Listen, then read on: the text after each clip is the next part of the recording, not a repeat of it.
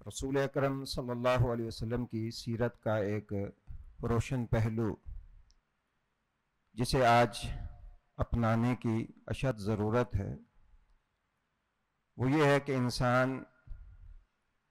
لوگوں کی ہدایت کا متمنی ہو، وہی جذبہ، وہی حرص، وہی شوق جو رسول اللہ صلی اللہ علیہ وسلم کو لوگوں کی ہدایت کا تھا وہ انسان کے اندر پایا جائے۔ نبی کریم صلی اللہ علیہ وسلم کی اس خواہش کا ذکر اللہ تعالیٰ نے قرآن مجید میں بھی کئی ایک مقامات پر فرمایا ہے، حتیٰ کہ رسول اللہ صلی اللہ علیہ وسلم کو یہاں تک فرمایا اللہ رب العزت نے کہ اللہ کا باخع نفسک، کہ لگتا ہے آپ اپنے آپ کو ختم کر لیں گے اس غم میں کہ یہ لوگ ہدایت کیوں نہیں لاتے۔ یہ وہ درد ہے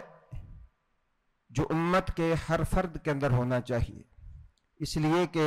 کنتم خیر امت اخرجت للناس، اللہ نے جو ہمیں شرف بخشا ہے، باقی امتوں پہ جو فضیلت دی ہے وہ فضیلت اس لیے نہیں ہے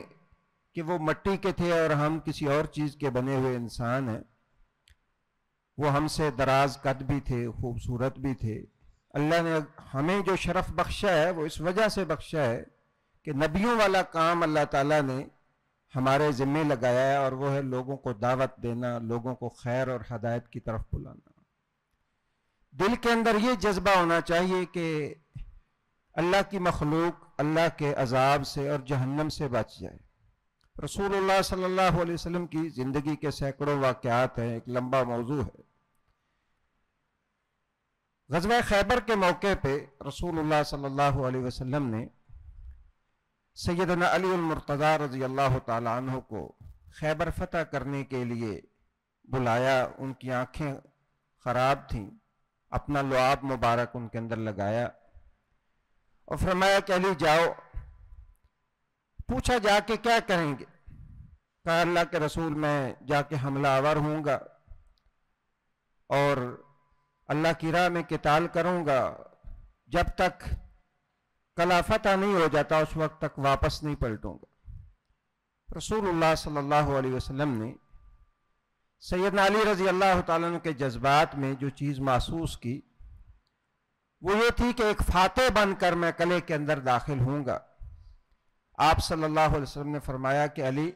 لَأَن يَهْدِيَ اللَّهُ بِكَ رَجُلًا خَيْرٌ لَكَ مِنْ حُمُرِ النَّعَمِ، ہم لوگوں کو قتل کرنے کے لیے نہیں آئے، لوگوں کا خون بہانے کے لیے نہیں آئے، ہمارا مقصد یہ ہے کہ اللہ کی مخلوق ہدایت پہ آ جائے۔ لَأَن يَهْدِيَ اللَّهُ بِكَ رَجُلًا خَيْرٌ لَكَ مِنْ حُمُرِ النَّعَمِ، قلعہ فتح ہو جائے گا، غنیمتیں ملیں گی، اللہ تعالیٰ مال بھی دے گا، لیکن یاد رکھنا اللہ کسی ایک بندے کو بھی تیرے ہاتھ پہ ہدایت دے دے وہ تیرے لیے سرخ اونٹوں سے زیادہ بہتر ہے۔ یہ وہ سوچ اور فکر ہے جو رسول اللہ صلی اللہ علیہ وسلم نے اپنی امت کو دی ہے کہ ساری چیزیں،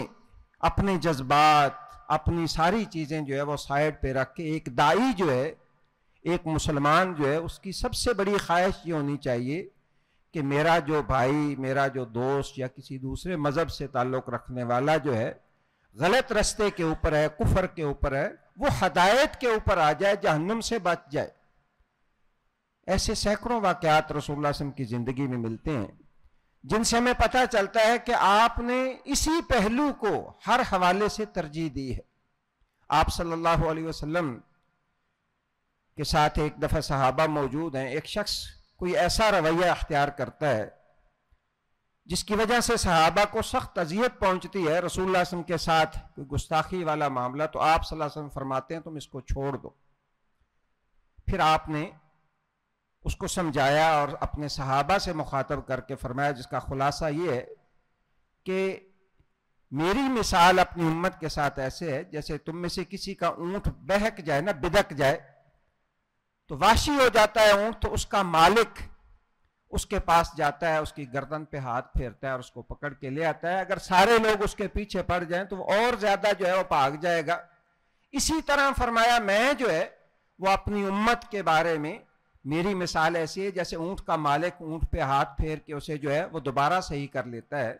اسی طرح فرمایا میں لوگوں کو جو ہے وہ قریب کرنے کے لیے، ہدایت کی طرف لانے کے لیے اللہ تعالیٰ نے مجھے بھیجا ہے۔ اور آپ صلی اللہ علیہ وسلم نے ایک دوسری حدیث میں فرمایا کہ تمہاری مثال ایسے ہے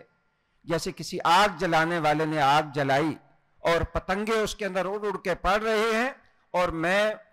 وَأَنَا آخُذُ بِحُجَزِكُمْ، میں تمہاری کمروں سے پکڑ پکڑ کے تمہیں پیچھے کر رہا ہوں، اور تم جو ہے وہ ٹوٹ ٹوٹ کے اس آگ کے اندر پڑ رہے ہو، جہنم کے اندر پڑ رہے ہو۔ اس قدر احساس تھا رسول اللہ صلی اللہ علیہ وسلم کو۔ اور ایک شخص کانا یضاحک النبی صلی اللہ علیہ وسلم، وہ نبی صلی اللہ علیہ وسلم کو ہنسایا کرتا تھا مختلف باتوں کے ذریعے۔ زمانہ جاہلیت سے شراب کی لت لگی ہوئی تھی، اسلام لانے کے بعد بھی شراب پی لی، ایک دفعہ دو دفعہ، اسلامی حد نافذ کی گئی، اس لیے کہ اللہ کی حدود میں جو ہے کوئی روح رعایت نہیں۔ ایک دفعہ اللہ کے رسول نے حد نافذ کی، جو بھی کوڑے اور جوتے اس کو مارے گئے، تو ایک صحابی نے یہ تبصرہ کر دیا کہ اللہ کی لعنت ہو اس کے اوپر، کتنی بار اسے سزا ملی ہے پھر بھی یہ باز نہیں آتا۔ اب گناہ کی سزا اسلام کے اندر اس کی معافی نہیں ہے، لیکن اللہ کے رسول صلی اللہ علیہ وسلم کی سیرت کا پہلو دیکھیے، آپ نے فرمایا لا تلعنوہ، اس پہ لعنت نہ کرو، گناہ ہو گیا ہے، اس سے بار بار ہو گیا ہے، لیکن اس کا یہ مطلب نہیں ہے کہ اب یہ جو ہے وہ دائرہ اسلام سے ہی دور چلا گیا ہے۔ شیطان کی مدد نہ کرو، انہ یحب اللہ ورسولہ، یہ اللہ اور اس کے رسول سے محبت کرتا ہے، یعنی یہ غلطی اس سے ہو گئی ہے، اس کا یہ مطلب نہیں ہے کہ اب تمہیں اس سٹیج پہ لے جاؤ کہ یہ دائرہ اسلام سے ہی باہر چلا جائے۔ یعنی گناہ کی نفرت اپنی جگہ پہ ہے، لیکن کسی گناہ کی وجہ سے کسی شخص کے ساتھ ایسا رویہ اختیار کرنا کہ وہ اسلام سے ہی دور چلا جائے یا اس کو اسلام سے نکال دینا، یہ ہماری ذمہ داری نہیں۔ ہماری ذمہ داری یہ ہے کہ لوگوں کو اسلام کے قریب کرے۔ وہ خاتون کا بڑا معروف واقعہ ہے جس نے بدکاری کر لی تھی، تو اس کو رجم کرتے وقت ایک صحابی کے کپڑوں پہ چھینٹے پڑے اور انہوں نے کوئی ایسی ہی بات کر دی انسانی تقاضے کے مطابق، تو رسول اللہ صلی اللہ علیہ وسلم نے فرمایا نہیں، لقد تابت توبۃ، اس نے ایسی توبہ کی ہے اگر مدینے کے 70 گناہگاروں میں بھی تقسیم کی جائے تو لواسعتہم، ان سب کو جو ہے وہ اس کی توبہ بخشوا دے۔ تو یہ پہلو رسول اللہ صلی اللہ علیہ وسلم کی سیرت کا کہ آپ کی خواہش یہ ہوتی تھی کہ کوئی شخص جب اسلام کے اندر آ گیا ہے، خصوصاً جب اس نے کلمہ پڑھ لیا ہے، تو پھر ہر ممکن کوئی نہ کوئی بہانہ جو ہے وہ بنا لیا جائے، اس کو اسلام سے باہر نہ نکالا جائے، بلکہ وہ اسلام کے اندر جہاں تک ممکن ہو اس کو اسلام کے اندر رکھا جائے۔ تو لَأَن يَهْدِيَ اللَّهُ بِكَ رَجُلًا خَيْرٌ لَكَ مِنْ حُمُرِ النَّعَمِ، فرمایا اللہ تعالیٰ جو ہے کسی ایک بندے کو ہدایت دے دے آپ کی وجہ سے، وہ آپ کے لیے سرخ اونٹوں سے بہتر ہے۔ اور یہ چیزیں جو ہے عام طور پہ ہم جو گناہ ہوتے ہیں، ایک شخص کوئی چوری کر لیتا ہے، کوئی بندہ جو ہے وہ ڈاکہ مار لیتا ہے، کوئی بندہ اس کا اخلاق اچھا نہیں ہوتا، تو ہم اس وجہ سے ان چیزوں سے جو ہے وہ دیکھ کر جو ہے ان چیزوں کو ہم کہیں گے کہ اس کا اسلام کے ساتھ کوئی تعلق ہی نہیں ہے۔ نہیں، ہاں عقائد و نظریات وہ ایک دوسرا پہلو ہے، دوسرا موضوع ہے کہ ایک شخص جو ہے وہ عقیدتاً اللہ اور اس کے رسول کی تکذیب کرتا ہے یا اللہ اور اس کے رسول کی لائی ہوئی تعلیمات کا مذاق اڑاتا ہے، تو وہ ایک دوسری وجہ ہے۔